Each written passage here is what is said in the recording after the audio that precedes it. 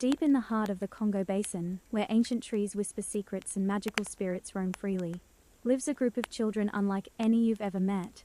Orphaned but never alone they are, the rainforest's last protectors, chosen by the spirits themselves. But when danger looms and dark forces awaken beneath the forest floor, will their courage be enough to save their sacred home? The rainforest did not sleep. Even in the hours when the moon was little more than a pale nail paring in the sky, the Congo Basin throbbed with breath and heartbeat. Leaves whispered to one another in the humid dark. The river spoke in its endless, gurgling language. Frogs plucked out staccato notes while nightbirds wove thin flutes of sound through the black air. Every creature had its role in the symphony. Every root, every vine, every patch of moss was a string in the web of life.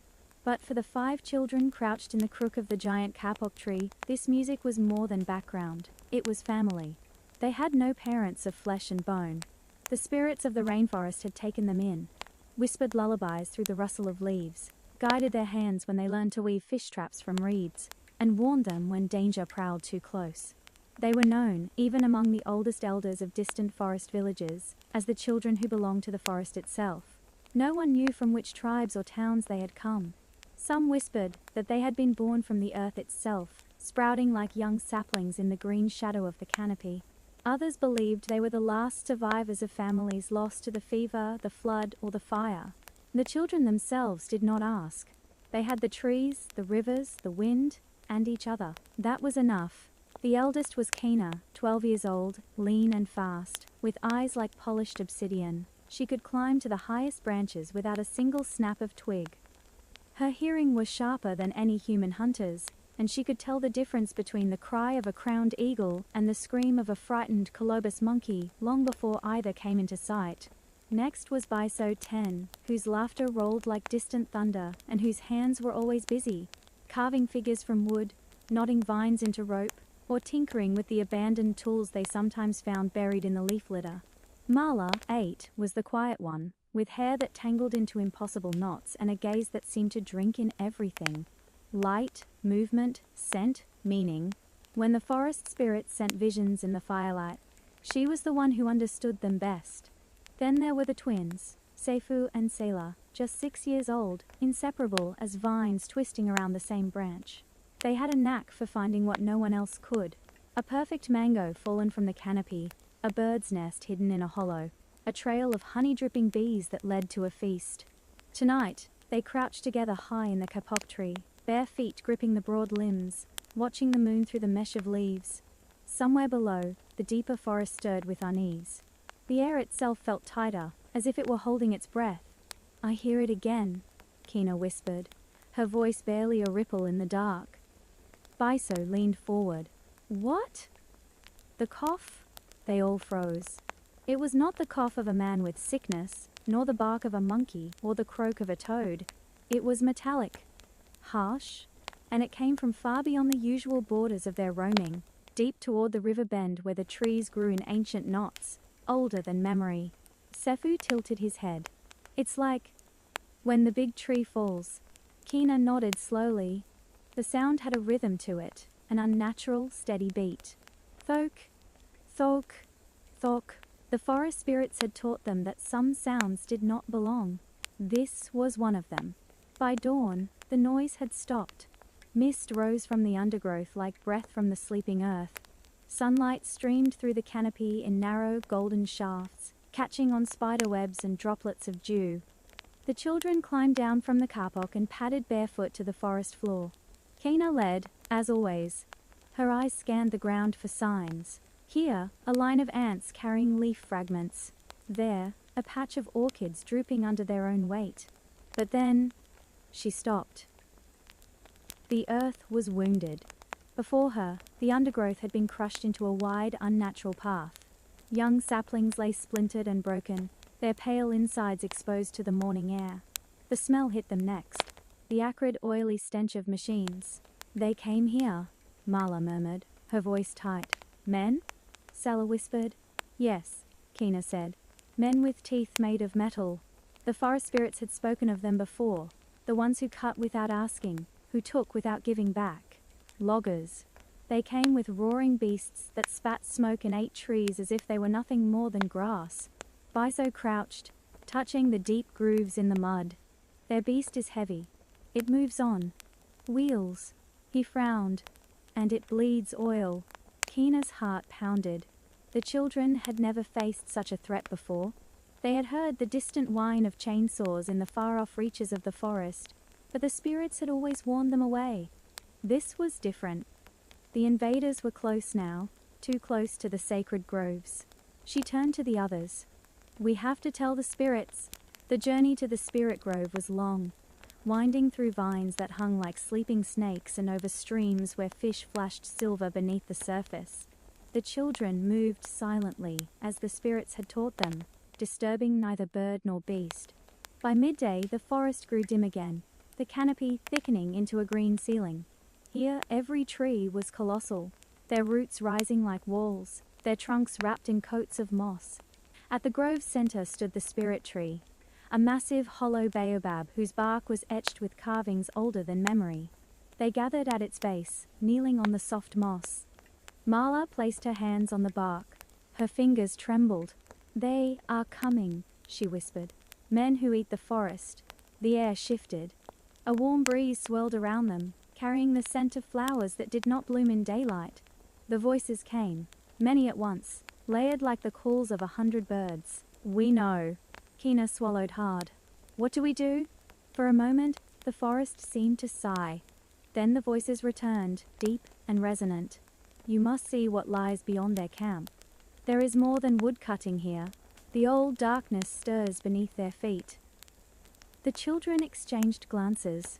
They knew the old stories, of the sleeping things buried deep under roots and stone, sealed away long before humans walked the forest. Things that fed on more than trees. Biso's jaw tightened. "We go tonight." The voices faded, but the scent of unseen flowers lingered. Above them, the canopy swayed though there was no wind. That night, the children moved like shadows. They slipped past sleeping herds of forest antelope, crept beneath the broad wings of night moths, and followed the unnatural path through the undergrowth until the air grew thick with the smell of fuel and metal. The loggers' camp squatted in a clearing like an open wound, raw earth exposed, trees toppled and stripped. Harsh electric lights strung between poles cast a ghostly glare over the scene. Trucks rumbled in the distance, and the rhythmic growl of chainsaws echoed faintly. But it wasn't the machines that made the children freeze. At the far edge of the camp, beyond the neat stacks of cut timber, a black pit yawned in the earth. Men in hard hats clustered around it, their flashlights stabbing into the dark. Something moved down there, slow, sinuous, too large to be human. Sailor's hand found Sefu's. Neither spoke. Keena's breath caught. The spirits had been right. The loggers were not alone. They had woken something. And the forest was no longer the only thing in danger. The children watched from the tangled shadow of the trees, their bodies pressed low against the earth. The clearing smelled wrong, not just of oil and smoke, but of something older, fouler, like stagnant water that had been trapped underground for centuries. Men moved around the pit in patterns the children could not quite understand. Some carried tools, others pointed at diagrams lit by the harsh yellow glow of portable lamps. Every few moments, one of them would lean over the edge, shout something in a clipped foreign tongue, and then wave for a rope to be lowered. The rope vanished into darkness, its coils hissing over the lip. The children leaned forward instinctively, eyes straining to pierce the black. Something shifted below, not the jerky movement of a man climbing, but a ripple, like muscles sliding under wet skin. Then came the sound, a deep, wet inhale, as if the earth itself had just taken a breath. Sefu clamped his hands over his ears. Sailor shivered beside him. Biso's grip on his carved spear tightened until his knuckles whitened. Keena's mind raced. The spirits had warned them about things that slept in the ground, but she had thought those were only stories told to keep them from wandering too deep. Now, seeing the men so close to it, feeding ropes and lights into the dark like bait, she understood. The stories had been true. "What is it?" Biso murmured. Mala's eyes didn't leave the pit. "Hungry." A shout rang out from the far side of the camp. The men broke into quick, urgent movement. Some pulled the ropes back up, their bodies jerking with effort. Others grabbed long metal rods tipped with hooks. And then, the rope went slack. The men hauling it staggered backward, confusion flashing across their faces. A second later, the slack rope snapped taut, yanking two of them forward so suddenly they tumbled to the ground. The rest dropped the line and ran. Something came up with it. At first it seemed like a length of thick root, glistening wetly. But it moved in a way no root should, coiling and uncoiling as it emerged from the darkness. Its surface was slick, mottled with colors that seemed to shift in the light, green one moment, black the next. At its tip was no leaf or bud, but a ring of jagged, tooth-like protrusions that opened and closed with slow deliberation. The children could hear it breathing. One of the men screamed an order. Others scrambled for the trucks, yanking open crates to reveal tools not for cutting wood but for binding. Nets of metal cable, poles with weighted ends, coils of chain. "They're trying to catch it," Kina whispered. Biso shook his head. "No. They're trying to keep it from leaving." Mala's fingers dug into the earth. The visions the spirits had given her were starting to make sense. Flashes of roots curling around bones, of water turning black, of trees bowing as if in pain. This thing was part of the forest, but not like them. It did not feed to give back. It only took. Another length of the creature slid out of the pit, thick as a tree trunk. The men's lights caught on what looked like eyes. Too many, too small, scattered along its length like seeds on a vine. They blinked in random patterns, none of them aligning with the human idea of a face. The children could not look away. Then one of the smaller trucks roared to life. Its headlights stabbed into the forest, sweeping dangerously close to where the children crouched. Kina hissed a signal, and they melted back into deeper shadow, the thrum of their hearts loud in their ears. They needed to get back to the spirit grove. The spirits had to know how fast this thing was rising. But as they began to retreat, Sailor tugged at Kina's arm. "Wait. Look." Near the edge of the clearing, a man stood apart from the others. He wore no helmet, no safety vest. His clothes were plain but too clean for work. And unlike the others, he wasn't watching the pit. He was staring directly into the forest, eyes locked on where they hid. Kina's breath caught. It wasn't possible. The loggers never saw them unless the spirits allowed it. The man's lips curved into a slow smile. They ran. Through undergrowth that clawed at their ankles, over roots as broad as benches, across streams where the moonlight broke into silver shards. None of them spoke until the grove was in sight, the spirit tree looming tall and solemn in the dark. The children knelt before it, chests heaving. Kina spoke first. "It's awake." "We felt it," the voices replied, a low chorus rustling through leaves and bark. "They're pulling it out," Biso added. "Men with chains and nets. And..." He hesitated. "One of them saw us." The spirits went silent for a long moment. When they spoke again, their tone was colder.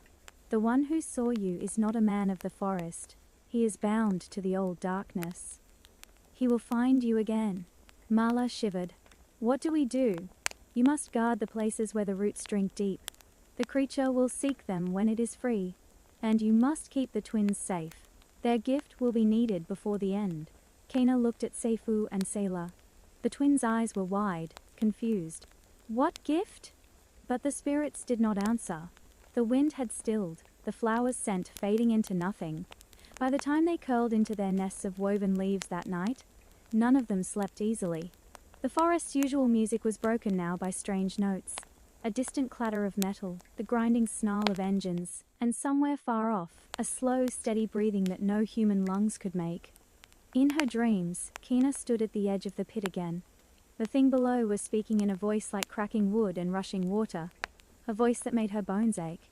She could not understand its words, but she knew one thing for certain: it was calling her name.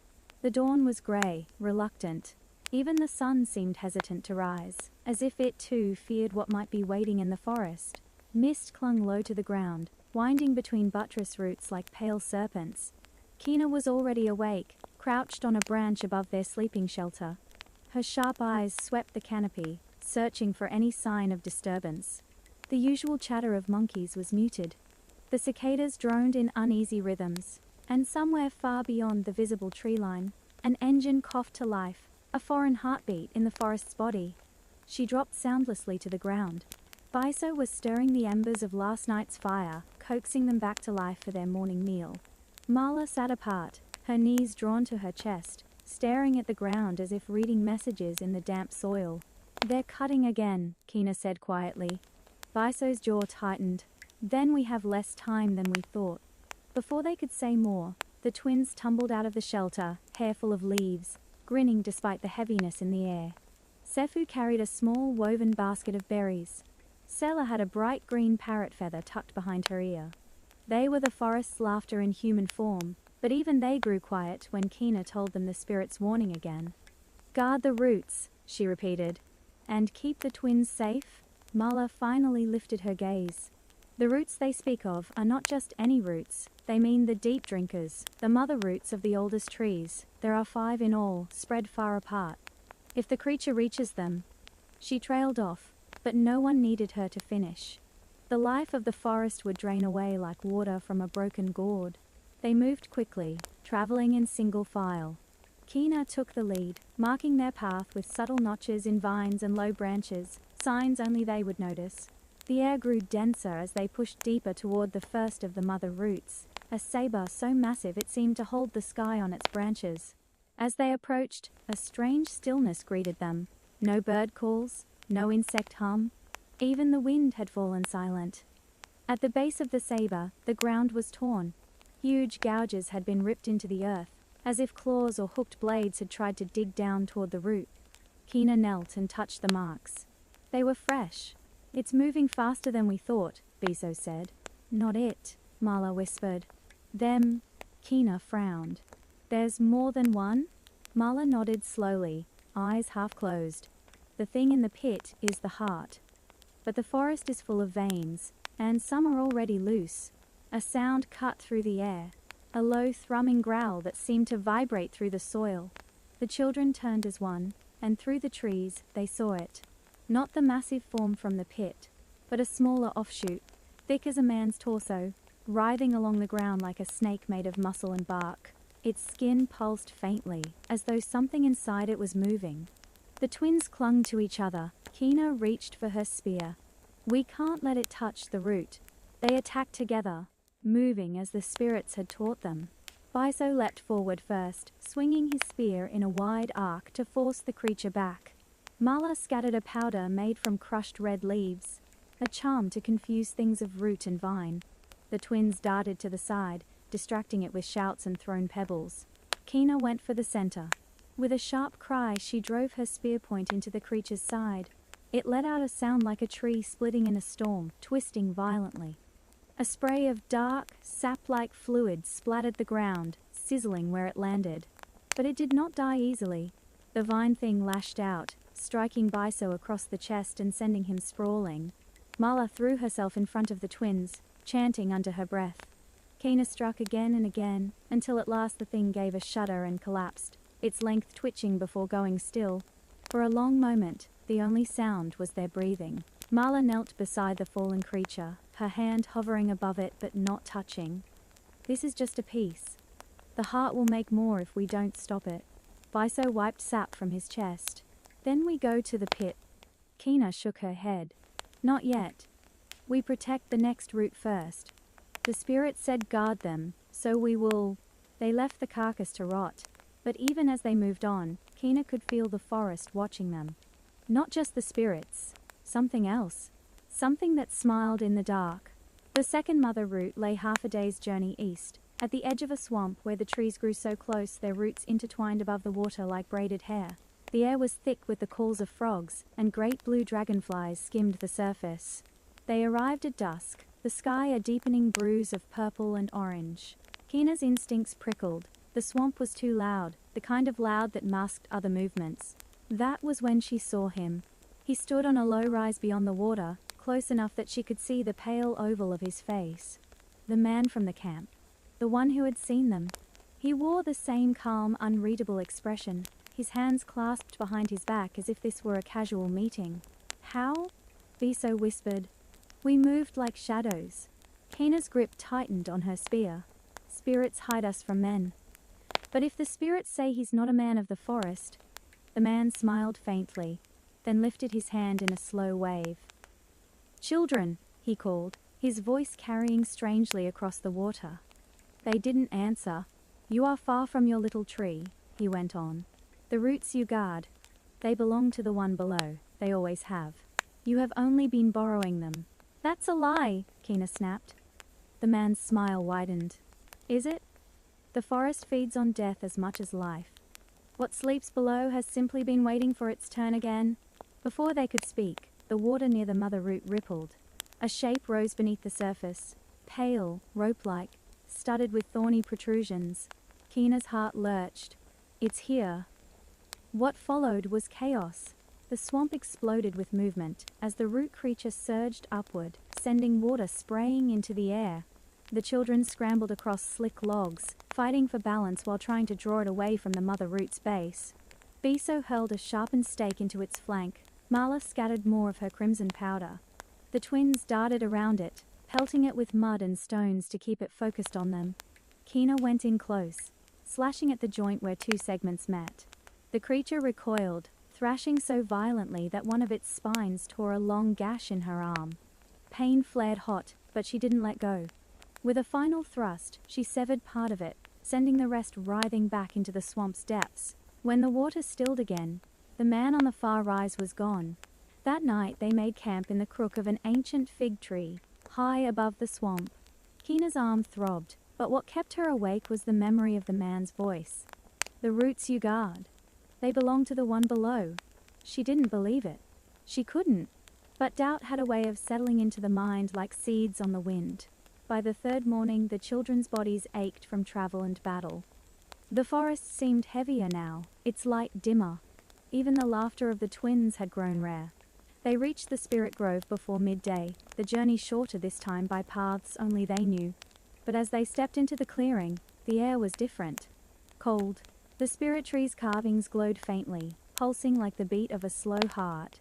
"The heart below stirs faster now," the voices said, overlapping until the air seemed to vibrate. "The man you saw is called Umbala. He serves what is waking. He was once a child of the forest as you are, but he gave himself to the darkness for the promise of power." Kina's fists clenched. "How do we stop him?" "You cannot," the spirits replied. "But you can stop the heart if you are swift. The roots you guard are its chains. Break those chains and it will rise. Keep them whole and it will starve." Biso frowned. "Then why not destroy it in the pit?" The air grew heavier still. "Because what is in the pit cannot be killed by human hands." Silence fell. Then Marla spoke, her voice trembling. "Then whose hands?" The spirits did not answer. But in the hush, the twins exchanged a look. A strange, knowing look that made Kina's stomach twist. The path to the third mother root led them to the edge of the Mbaku River. A wide, slow-moving expanse of brown-green water where the surface often hid things best left unseen. The spirits had always warned them. Cross the Mbaku with caution, for it carries more teeth than water. The root itself lay on a small island at the river's bend, its tree so ancient that its trunk had become part of the riverbank. Roots like massive pythons plunged into the water. Drinking deep, they found a narrow crossing where fallen logs formed a natural bridge. The twins went first, light-footed and fearless, their laughter echoing over the water. Kina followed close behind, eyes scanning for the flicker of a crocodile's eye, or the sudden swirl of a lurking hippo. Halfway across, the river moved. Not the gentle ripple of current, but a sharp, fast churn as something broke the surface. A flash of scales, a mouth studded with teeth. "Run!" Kina shouted. The children bolted across as the water erupted below. A massive shape lunged upward. Not a crocodile, but a root thing. Its body armored in dark plates like bark turned to stone. Its mouth was a jagged split that opened wider than seemed possible, snapping shut just behind Biso's heels. On the island, they had no time to rest. The root thing slithered up after them, its plated body grinding against rock and soil. Kina darted to the side to draw its attention while Biso planted sharpened stakes in the wet earth. Marla began a low chant, calling on the river spirits to aid them, while the twins darted back toward the bridge. Sefu waved frantically. "Over here." The creature turned, surging toward them, and right into the stakes Biso had set. The sharpened wood punched deep into its flesh, slowing it long enough for Kina to leap forward and drive her spear into the base of its neck. It let out a deep, grinding cry, then slid back into the water, vanishing beneath the surface. The river went still again, but the air around the mother root felt wrong. The leaves of its tree were curled, and the water at its base was darker than the rest of the river. "It's been drinking here already," Marla said. "We were almost too late." As they prepared to leave, Kina noticed movement on the far shore. Mbala stood among the shadows, just visible between the trees. He did not move toward them, but she could feel his gaze as surely as if he had placed a hand on her shoulder. And when they finally turned away, she was certain she heard his voice carried faintly over the water. "You cannot guard them all." The fourth mother root was the hardest to reach, high in the canopy of a strangler fig whose trunk was hollow, its interior large enough to shelter a family of elephants. The root itself grew from a massive branch nearly 30 meters above the ground, feeding into a tangle of aerial roots that draped like curtains. Climbing was second nature to the children, but the air up here was different, thinner, hotter, tinged with the acrid bite of smoke. As Kina reached the great branch, she saw the cause: fire. Small flames licked at the aerial roots, their tongues orange against the dark bark. The heat was spreading upward toward the mother root's core. "They're burning it," Biso growled, pulling a gourd of water from his sling. He doused the nearest flame, but more flared along the other side. Marla moved quickly, directing the twins to form a chain. Seifu passed gourds of water from below. Selah handed them up to Biso and Kina, and together they worked to smother the fire. But then came the shriek. From the smoke burst a new kind of root creature, thin and fast, with limbs like blackened branches tipped with claws of hardened resin. It moved like a spider, scuttling toward them along the burning root. Kina blocked its path with her spear. "Keep putting the fire out," she shouted.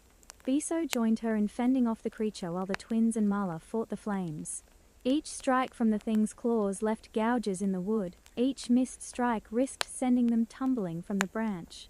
At last, Biso landed a heavy blow that sent the creature reeling, and Kina drove it back over the edge. It fell into the smoke below, vanishing from sight. The last of the flames hissed out. The mother root was blackened but intact. But as they climbed down, the smell of smoke lingered in Kina's mind, and she wondered if this was Mbala's way of forcing them to split their strength. The sky was heavy with dark clouds as they set out for the fifth mother root. Lightning flickered at the horizon, and the air smelled of rain and metal. The root lay deep in a marshland where the ground gave under their weight, and each step released the scent of decay. The forest spirits whispered warnings through the wind, "Hurry, hurry, hurry." By the time they reached the clearing, the storm had broken. Rain poured down in silver sheets, turning the ground to slick mud. The mother root here was smaller than the others, half submerged in a pool where frogs croaked defiantly against the thunder. They weren't alone. Mbala stood at the far edge of the pool, one hand resting on the hilt of a long, curved blade. Beside him, two root creatures writhed in the shallow water, their forms more humanoid than the others, twisted mockeries of men, with faces half hidden beneath bark. "You've been quick," Mbala called over the storm. "But not quick enough." The creatures lunged. Kina met the first head-on, sliding in the mud to dodge its grasp. Biso took the second, his spear striking in rapid bursts to keep it at bay. Marla circled behind, chanting against the storm, while the twins darted in and out, throwing sharp stones to distract their foes. Lightning flashed, and for a moment Kina saw Mbala's eyes, not human anymore but glimmering green, like light through swamp water. The fight ended when Marla drove her knife into the heart of her opponent, sending it collapsing into a heap of rotting wood.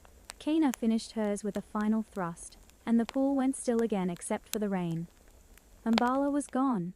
They returned to the spirit grove, exhausted, mud-caked, and silent, but the spirit tree's voice was louder than ever, its carvings glowing like embers. 4 roots stand safe. The 5th you guarded, but the heart stirs still. The chains hold, yet they weaken. Kina stepped forward. "What more can we do?" The voices shifted, lower now.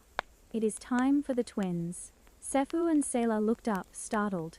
"Born together, bound together, you carry the gift of joining. The power to weave spirit and root, to bind what would unbind. You must take your place at the heart's edge, where the pit opens to the sky." Kina's throat tightened. "You mean, send them into the pit?" Not alone, the spirits replied. All of you will go, but only they can seal it. Biso frowned. And if we fail? The air grew colder. Then the forest will belong to the darkness once more. The journey to the pit began before dawn. The forest seemed to lean inward as they moved, the trees bowing in silent watchfulness. Not even the insects sang. Kina led, spear in hand, her mind sharp with purpose. Biso carried extra stakes and rope, while Mala bore a pouch of charms, powders, carved tokens, and bits of root the spirits had blessed. The twins walked between them, holding hands. The further they went, the stranger the forest became. Trees stood hollow but alive, their interiors spiraled like shells. Ferns dripped with sap that smelled faintly of blood. At one point they crossed a stretch of ground littered with bones. Not just animal, but human, bleached white in the filtered light. Sailor's voice was barely a whisper. It's been feeding for a long time. By midday, they reached a ridge overlooking the pit. The camp was still there, but it had changed. The machines were silent, half buried in creeping vines that looked too deliberate to be natural. The men moved with sluggish, jerky motions, their faces pale and expressionless. And at the pit's center, the heart creature rose. It was enormous now, a mound of pulsing roots and muscle, its surface studded with shifting eyes and tooth-lined maws. The air around it shimmered with heat and the scent of rot. Mala stood at the edge, arms raised, his voice carrying in a low chant that made the children's skin crawl. The spirits' voices were faint, but insistent now. Kina signaled, and they descended the ridge, moving low and fast. The camp's corrupted men barely reacted, their eyes fixed on the creature as though entranced. They reached the pit's lip. The ground was slick, the slopes steep. The twins didn't hesitate. They stepped forward together, and the earth seemed to hold them, vines shifting to create a path downward. Kina followed close, spear ready, Biso and Mala just behind. The air grew hotter, heavier, each breath tasting of damp wood and decay. The creature's bulk loomed before them, shifting and coiling in the dim light. It turned toward them. Dozens of eyes blinked in unison. Mouths opened, spilling a sound like wind through dead leaves. The ground trembled as a mass of root limbs surged toward them. They scattered. Biso drove his stakes into the nearest limb, pinning it long enough for Mala to sprinkle her powders along the wound. Kina struck at another, her spear sinking deep into pulsing flesh. The twins moved as one, weaving between the creature's limbs, their small hands trailing along the ground. Wherever they touched, vines sprouted, glowing faintly green. Mbala's voice rose above the chaos. You cannot bind what was never yours. Kina's gaze snapped to him, and she saw the truth. His chest was no longer entirely human. Roots grew from beneath his skin, curling over his ribs like armor. His eyes burned with the same green light as the creature's. Mbala moved with unnatural speed, crossing the pit in strides too long for a man. His curved blade flashed, slicing through one of Biso's stakes. Kina intercepted him. Their weapons clashed, wood against metal, the shock traveling up her arms. Mbala's strength was immense, more than human. You guard a dying thing, he snarled. When it rises, the forest will thrive as it once did, wild and free, without the weakness of human hands. Kina shoved him back. Thriving on death isn't life. They fought in the shadow of the heart creature, dodging its thrashing limbs. Mala joined in, flinging a handful of her red powder into Mbala's face. He recoiled, coughing. And in that moment Kina drove her spear into the root growing across his chest.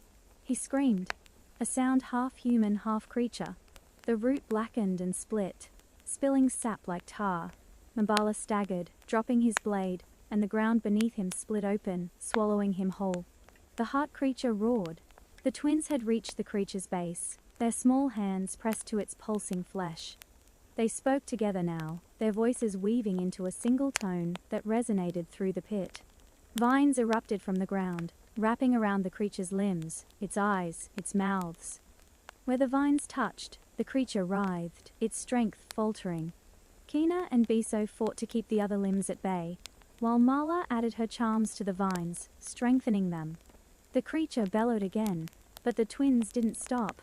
Their glow intensified, spreading from their fingertips through the vines and into the earth itself. And then, Silence. The creature sagged, its many eyes closing. The vines tightened one last time, pulling it down, down, until the pit was filled not with flesh but with living roots, thick and immovable. The heart was bound.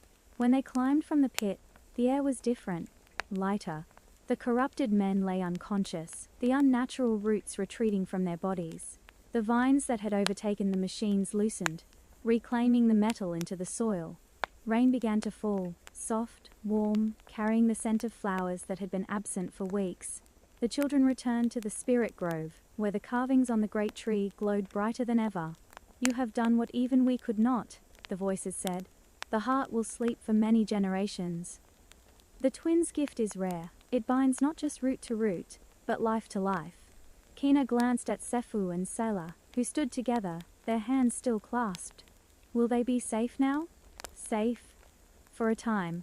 The words carried a weight that made Kina's chest tighten. In the days that followed, the forest began to heal.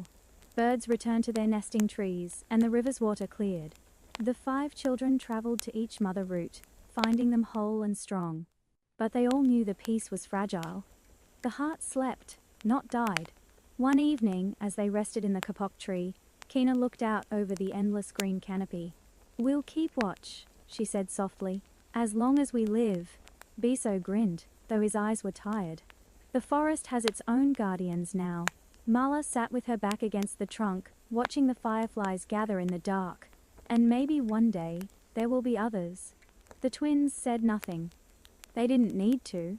Their joined hands and steady gazes spoke enough. Below, the forest sang again, the song of water, wind, and life. And above it all, the children listened. Because they were not just part of the forest, they were its pulse.